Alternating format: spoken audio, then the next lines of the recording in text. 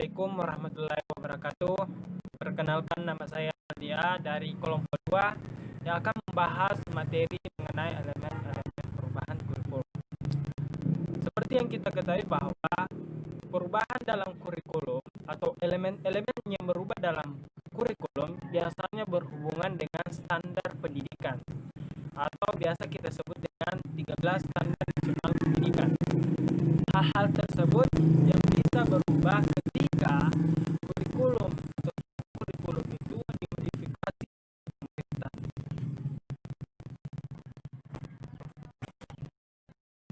Pada kesempatan kali ini, elemen-elemen apa saja yang berubah dari KTSP menjadi kurikulum 2013. Sebelum kita masuk pada elemen-elemen perubahan kurikulum tersebut, ada baiknya kita ketahui gambaran umum atau perbedaan umum antara KTSP dengan kurikulum 2013. Di sini kita bisa lihat ada beberapa perbedaan antara KTSP dengan kurikulum 2013. Salah satu contohnya adalah mata pelajaran tertentu mendukung kompetensi tertentu pada KTSP, sedangkan pada kurikulum 2013 adalah tiap pelajaran mendukung semua kompetensi. Adapun contoh lain perbedaan dari KTSP dengan kurikulum 2013 adalah bahasa Indonesia. Pada KTSP, bahasa Indonesia itu disejajarkan dengan mata pelajaran lain.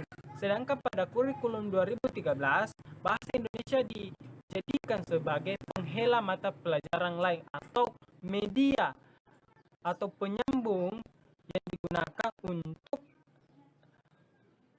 untuk menyampaikan mata pelajaran yang lain, seperti itu. Untuk materi selanjutnya akan dibahas oleh teman saya. Aduh, udah bagus, Tai.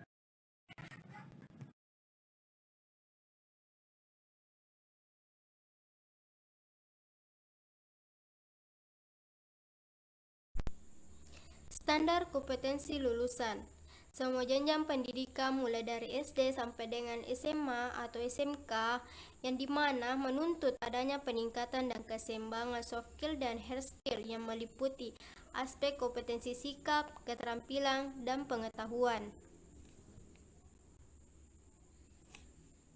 Standar isi. Kedudukan mata pelajaran kompetensi yang semula diturunkan dari mata pelajaran berubah menjadi mata pelajaran dikembangkan dari kompetensi.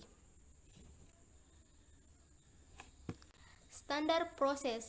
Semua peserta didik dari SD sampai SMA atau SMK harus mempunyai kemampuan mengamati, mengolah, menyimpulkan, menanya, dan menciptakan. Standar penilaian.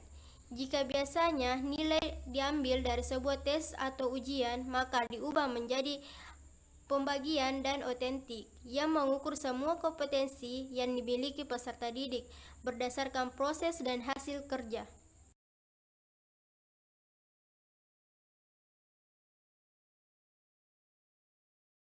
Standar proses, bahwa semua siswa harus memiliki kemampuan untuk mengamati, mengolah, menyajikan, menyimpulkan, bahkan sampai mencipta. Belajar tidak hanya di dalam kelas, tapi juga di luar kelas, seperti di perpustakaan atau di masyarakat sekitar. Guru bukan sebagai subjek yang lebih aktif menerangkan sebuah materi, tapi siswa lebih diharapkan untuk aktif dalam sebuah pembelajaran.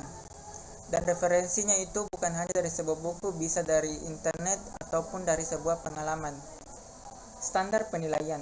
Jika biasanya nilai diambil dari sebuah tes atau ujian, maka diubah menjadi produk otentik, seperti mengukur semua kompetensi mulai dari sikap, keterampilan, dan pengetahuan berdasarkan proses dan hasil kerja.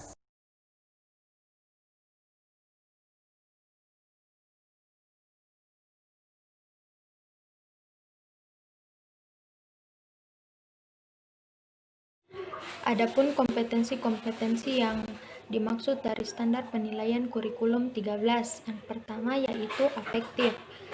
Ranah afektif ini merupakan ranah yang berkaitan dengan sikap dan nilai. Ranah Ranah afektif ini mencakup watak perilaku seperti perasaan, minat, sikap, emosi, dan nilai. Beberapa pakar mengatakan bahwa sikap seseorang dapat diramalkan perubahannya bila seseorang telah memiliki kekuasaan kognitif tingkat tinggi. Ciri hasil belajar afektif akan tampak pada peserta didik dalam berbagai tingkah laku. Selanjutnya yang kedua yaitu psikomotorik. Ranah psikomotorik ini merupakan ranah yang berkaitan dengan keterampilan atau skill, di mana kemampuan bertindak setelah seseorang menerima pengalaman belajar tertentu. Hasil belajar psikomotorik ini sebenarnya merupakan kelanjutan dari hasil belajar kognitif. Hasil belajar keterampilan atau psikomotorik dapat diukur melalui yang pertama, pengamatan langsung dan penilaian tingkah laku peserta didik selama proses pembelajaran praktik berlangsung. Yang kedua yaitu sudah mengikuti pembelajaran, yaitu dengan jalan memberikan tes kepada peserta didik untuk mengukur pengetahuan, keterampilan, dan sikap. Dan yang ketiga, beberapa waktu sudah pembelajaran selesai dan kelak dalam lingkungan kerjanya. Selanjutnya yaitu kognitif. Ranah kognitif ini merupakan ranah yang mencakup kegiatan mental atau otak. Segala upaya yang menyangkut aktivitas otak adalah termasuk dalam ranah kognitif. Ranah kognitif ini memiliki 6 jenjang atau aspek, yaitu yang pertama pengetahuan atau hafalan, yang kedua pemahaman, yang ketiga penerapan, yang keempat analisis, yang kelima sintesis, dan yang terakhir adalah penilaian atau penghargaan. Tujuan dari aspek kognitif berorientasi pada kemampuan berpikir yang mencakup kemampuan intelektual yang lebih sederhana, yaitu mengingat sampai pada kemampuan memecahkan masalah yang menuntut siswa untuk menghubungkan dan menggabungkan beberapa ide, gagasan, metode, atau prosedur yang dipelajari untuk memecahkan masalah tersebut. Dengan demikian, aspek kognitif adalah subtaksonomi yang mengungkapkan tentang kegiatan mental yang sering berawal dari tingkat pengetahuan sampai ke tingkat yang lebih tinggi, yaitu evaluasi.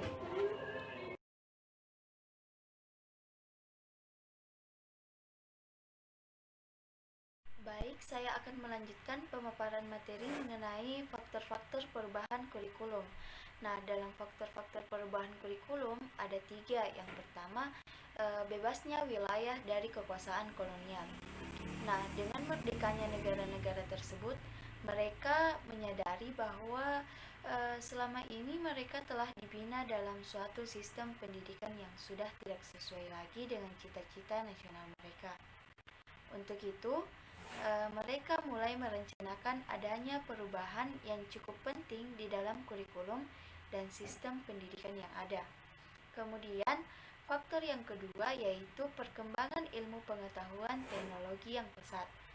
Nah, perkembangan ilmu pengetahuan dan teknologi yang pesat, di satu pihak, perkembangan dalam berbagai cabang ilmu pengetahuan yang diajarkan di sekolah menghasilkan diketemukannya teori-teori yang lama.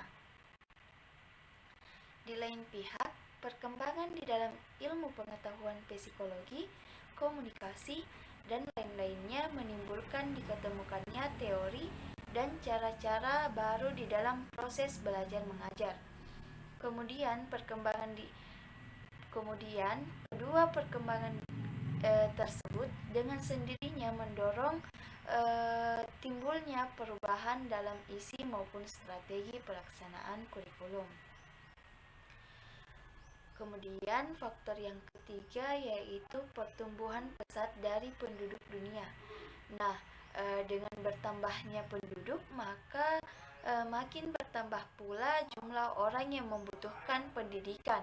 Hal ini menyebabkan bahwa cara atau pendekatan yang telah digunakan selama ini dalam pendidikan perlu ditinjau kembali dan kalau perlu diubah agar dapat memenuhi kebutuhan akan pendidikan yang semakin besar. Nah, ketiga faktor tersebut itulah yang secara umum banyak mempengaruhi timbulnya perubahan kurikulum yang kita alami sekarang ini. Nah, mungkin itu saja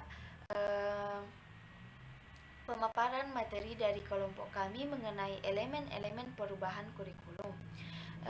Kurang dan lebihnya mohon dimaafkan, dan saya mewakili teman-teman. Kurang dan lebihnya mohon dimaafkan, dan saya akhiri dengan ucapan wabillahi taufiq wal hidayah. Wassalamualaikum warahmatullahi wabarakatuh.